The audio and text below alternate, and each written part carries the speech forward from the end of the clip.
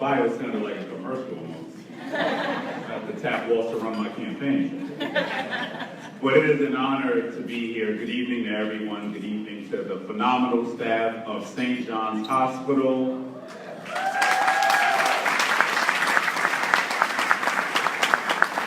Now, I'm not going to speak long because I understand I'm standing between you and the bar and probably the dance floor. But I have to give major kudos to CEO Walsh, who really come in and started to provide a momentum that we have not seen at St. John's, at least in the past decade.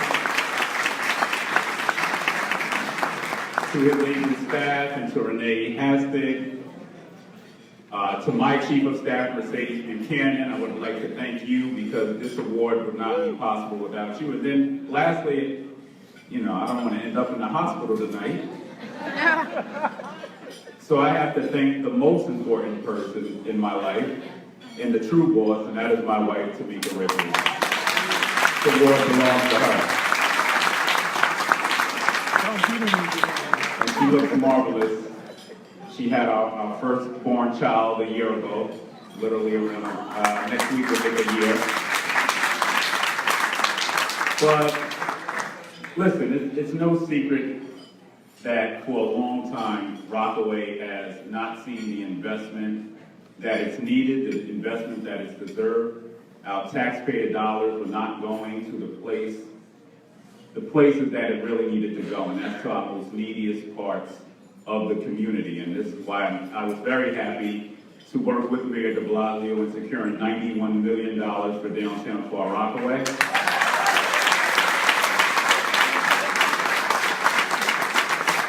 And next summer, we'll start to see shovels in the ground. A new Far Rockaway library is coming to life. We just announced the expansion of the Adabo Health Center this week. Sounds like they're somewhere back there.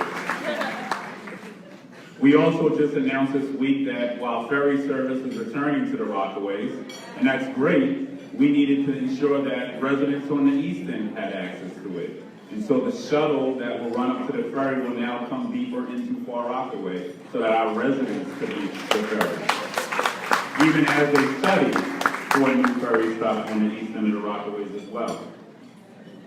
Where does St. John's come in this big picture? And I spoke of being a new father, and I heard some of the stories when President Walsh brought me in about the need for the maternity ward in the hospital to be upgraded.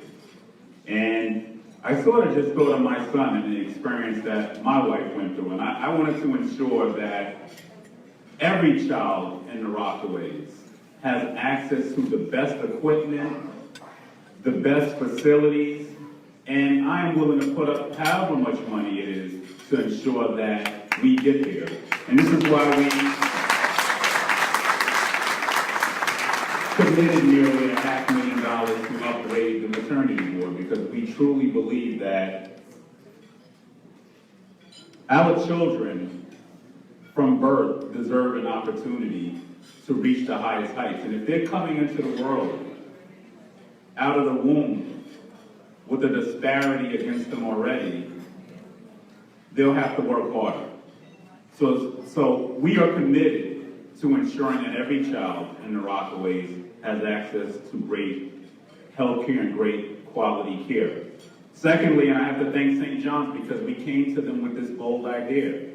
We approved nearly 300 new units of affordable housing in the Rockaways, where now we'll have one building that's coming up and it's taken legs already, 150 units, senior housing building. And when we came to St. John's and said, hey, there's an opportunity here to take the ground floor, CEO Walsh didn't budge. He said, really? Let's figure this out, because we want to ensure that we are reaching people. So he's just not talking the talk, he is walking the walk. And I'm happy to announce that St. John's will be taking the ground floor of this facility on Day 32nd Street in the Rockaways.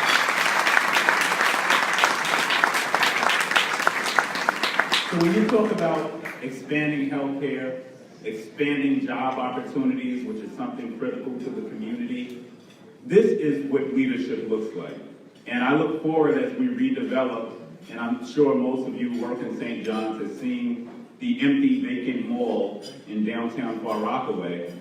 And we've successfully pushed the mayor to allow us to take the mall from the owner actually and revitalize it. We look forward to continuing to have the conversation of expanding St. John's blueprint in the Rockaways. You are critical. We thank you. We thank all of the staff who truly do make a difference in everyday people's lives. And I'm a living example of it. I got in a car accident around 7 years ago, and I went into the ER room of St. John's, and I didn't go in saying, well, I work for the city council and I'm this great elected official or whatever jargon you want to say.